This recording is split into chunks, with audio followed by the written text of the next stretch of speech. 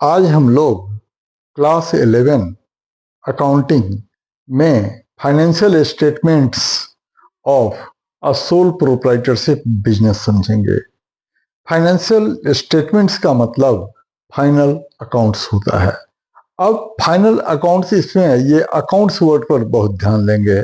Accounts means ये plural है, मतलब फाइनल अकाउंट्स एक अकाउंट नहीं, बंच ऑफ अकाउंट्स है।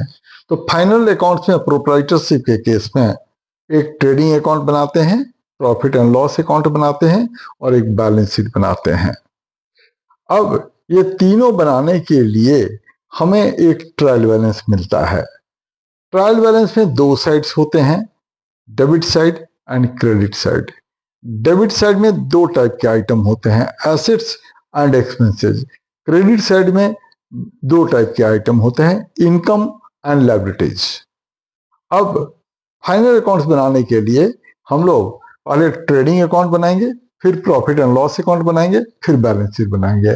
तीनों एक साथ भी बना सकते हैं या एक एक करके भी बना सकते हैं।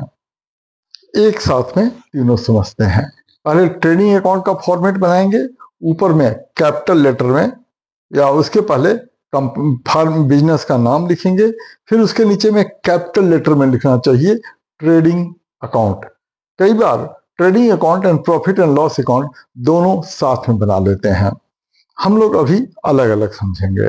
अगर साथ में भी बनाते हैं तो एक ही अकाउंट में trading and profit and loss account लिखते हैं और उसका एक ऊपर वाला पार्ट ट्रेडिंग अकाउंट होता है, नीचे वाला part profit and loss account होता है। अभी हम लोग अलग अलग समझेंगे। तो ये तीन फॉर्मेट बना लिया, ट्रेडिंग अकाउंट, कैपिटल लेटर में लिखा trading account for the year ended, वो पीरियड मेंशन करते हैं और उसी रो में लेफ्ट साइड में डेबिट DR, राइट साइड में CR लिखेंगे, उसके नीचे पर्टिकुलर्स रुपीज, पर्टिकुलर्स रुपीज ऐसा लिखते हैं। ट्रेडिंग अकाउंट में भी, प्रॉफिट एंड लॉस अकाउंट में भी।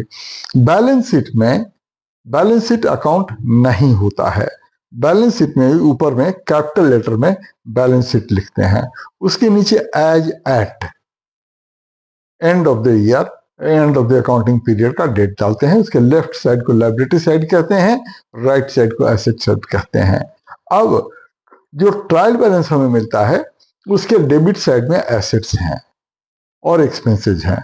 उन एसेट्स को बैलेंस शीट के राइट साइड, मतलब एसेट साइड में cut and paste as it is copy कर देते हैं। फिर जो एक्सपेंसेस हैं उसको दो पार्ट में बांट लेते हैं, डायरेक्ट एक्सपेंसेस और इनडायरेक्ट एक्सपेंसेस। डायरेक्ट एक्सपेंसेस वो होते हैं जो गुड्स के परचेज और प्रोडक्शन से रिलेटेड होते हैं, और इनडायरेक्ट एक्सपेंसेस गुड्स के सेल से रिलेटेड होते हैं, बिजनेस के एडमिनिस्ट्रेशन से रिलेटेड होते हैं। तो डायरेक्ट एक्सपेंसेस को डायरेक्ट एक्सपेंसेस को ट्रेडिंग अकाउंट के डेबिट साइड में लिखते हैं और इनडायरेक्ट एक्सपेंसेस को प्रॉफिट एंड लॉस अकाउंट के डेबिट साइड में लिख देते हैं। डायरेक्ट और जो क्रेडिट साइड के आइटम होते हैं, ट्रायल बैलेंस के क्रेडिट साइड में जो आइटम होते हैं उसमें से लायबिलिटीज को बैलेंस शीट के लेफ्ट साइड लायबिलिटी साइड में कॉपी कर लेते हैं। इसमें कैपिटल पर जरा ध्यान रखते हैं, कैपिटल को इनर कॉलम में लिखेंगे।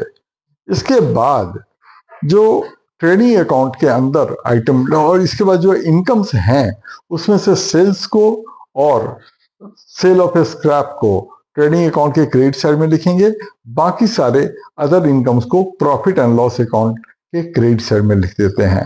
अब जरा एक बात का ध्यान रखते हैं कि ट्रेडिंग अकाउंट में सबसे पहले डेबिट साइड में ओपनिंग स्टॉक लिखेंगे, नंबर 2 पर डेबिट साइड में ही परचेजेज लिखेंगे। परचेजेज का फिगर इनर कॉलम में लिखेंगे अगर परचेजेज रिटर्न या रिटर्न आउटवर्ड दिया हो तो, अगर नहीं दिया है तो सीधा परचेज का अमाउंट आउटर कॉलम में लिख देते हैं।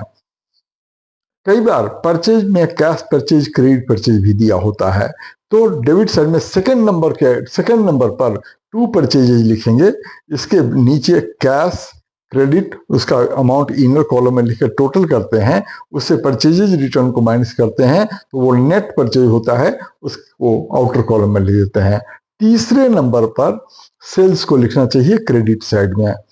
क्रेडिट साइड में बाई सेल्स लिखेंगे, अगर कैश सेल क्रेडिट सेल दिया है तो इनर कॉलम में कैश और क्रेडिट सेल का फिगर इनर कॉलम में ही टोटल करते हैं और उस टोटल में से सेल्स रिटर्न या रिटर्न इनवर्ड का अमाउंट माइनस कर लेते हैं तो वो नेट सेल्स होता है।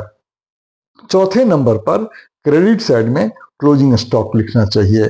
कई बार क्लोजिंग स्टॉक के कंपोनेंट भी दिए हुए होते हैं, raw material, work in progress, finish goods, तो उनको भी इनर कॉलम में लिखकर टोटल करके आउटर कॉलम में लिख लेते हैं। या 3 कंपोनेंट ओपनिंग स्टॉक के साथ भी हो सकता है तो इसको भी डेबिट साइड में इनर कॉलम में लिख करके आउटर कॉलम में टोटल लिख देते हैं। 5वें नंबर पर ट्रेडिंग अकाउंट के डेबिट साइड में डायरेक्ट एक्सपेंसेस लिखेंगे।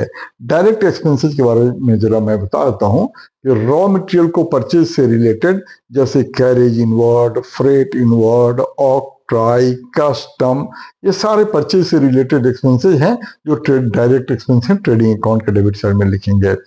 इसके बाद फैक्ट्री के अंदर प्रोडक्शन से रिलेटेड जो एक्सपेंसेस होते हैं, power, fuel, water charges, oil, lubricant, wages, manufacturing expenses, ये सारे डायरेक्ट एक्सपेंस हैं, इनको ट्रेडिंग अकाउंट के डेबिट साइड में लिखेंगे। 5वें ऑर्डर में इसको लिखेंगे, इस ऑर्डर में याद रखेंगे तो अच्छा रहेगा। इसके बाद ट्रेडिंग अकाउंट को बैलेंस करते हैं। अगर क्रेडिट का टोटल ज्यादा है तो डेबिट साइड में उसे कॉपी करते हैं और जो डिफरेंस होता है, जो शॉर्टेज होता है डेबिट का, उसको ग्रॉस प्रॉफिट आगे CD कैरी डाउन लिख देते हैं। और अगर डेबिट का टोटल ज्यादा है तो क्रेडिट साइड में बाय ग्रॉस लॉस CD लिखते हैं। अगर ग्रॉस प्रॉफिट है तो उसको प्रॉफिट एंड लॉस अकाउंट के क्रेडिट साइड में कॉपी कर लेते हैं by gross profit brought down. और ग्रॉस लॉस है तो प्रॉफिट एंड लॉस अकाउंट के डेबिट साइड में लिख देते हैं तो ग्रॉस लॉस ब्रॉट डाउन। फिर प्रॉफिट एंड लॉस अकाउंट को बैलेंस करते हैं। क्रेडिट का टोटल ज्यादा होता है तो डिफरेंस को डेबिट साइड में नेट प्रॉफिट कहते हैं, और अगर डेबिट का टोटल ज्यादा होता है प्रॉफिट एंड लॉस अकाउंट में तो क्रेडिट साइड में डिफरेंस को नेट लॉस कहते हैं। इस नेट प्रॉफिट को बैलेंस शीट के लायबिलिटी साइड में कैपिटल में ऐड कर देते हैं और नेट लॉस हो तो कैपिटल से लेस कर लेते हैं। अगर ड्राइंग क्वेश्चन में दिया हो तो ड्राइंग को भी कैपिटल से लेस कर लेते हैं। फिर फाइनल फिगर को आउटर कॉलम में लिख देते हैं। बैलेंस शीट के लायबिलिटीज और एसेट का टोटल इक्वल होना चाहिए। अगर वो इक्वल है तो ट्रायल बैलेंस सही है।